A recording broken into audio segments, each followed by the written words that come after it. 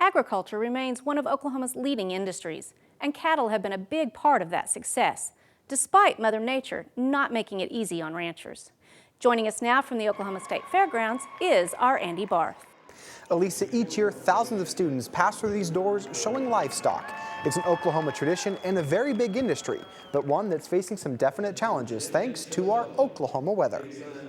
I'm going to show you Meatloaf, hamburger, and roasts. All were featured at the Oklahoma CattleWomen's Beef Cookoff, where cooking finalist Lady Branham says beef is a major staple in her diet. I was raised in a beef family. My grandfather raised cattle in Iowa, and specifically Angus, so we were raised eating very, very good beef. And I've been a dedicated beef eater my whole life. But that dedication could prove expensive if the drought continues for a third consecutive year. Oklahoma cattlewoman Nancy Buckminster.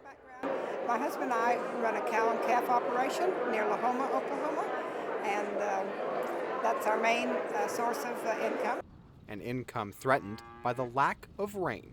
Naturally, we're wishing for a rain every day, and the pastures are getting short. We have had to sell some cattle last year and again this year, and that would be our main concern. At the present time, they are still grazing of the cattle we do have left, but we would certainly like to have the rain. That would be our greatest concern. And according to Oklahoma cattlewoman Becca Lasich, with no rain comes diminishing cattle numbers. One of the concerns is that cattle numbers are going to continue to drop. Producers are unfortunately having to sell their herds or diminish their herds just because they don't have what they need for those animals. At the beginning of 2011, the number of cattle in Oklahoma was just over 5 million head. As of January 2013, that number has dropped to 4.2 million, a similar problem found across major beef-producing states, causing beef prices at the grocery store to spike. Beef Cookoff winner and cattle producer Deborah Clifton. I had it tilted. I believe the beef on a budget is a great thing. Cooking meals that you can make it last spread out. Having steaks are wonderful. I'm a T-bone girl, but I'm going to have to cut back on T-bones and have more roast and chucks. When I have company, fix a bigger meal with a beef that will go farther. In order for beef producers to be successful, they have to promote their product. But producers can't be everywhere all the time. So that's where the Beef Checkoff program comes in. Oklahoma Beef Council's Heather Buckmaster. When we're looking at prices, and any time that you have restricted herds, you know that prices are going to be going up. But one of the things that we do from the Beef Checkoff perspective is really helping them to stretch those dollars out as far as they can and still make beef a part of their meals for their families. Now, the Beef Checkoff program takes percentage of every dollar a cattle producer makes to put toward educational programs and beef promotion. A great resource, but one that struggles when cattle numbers shrink.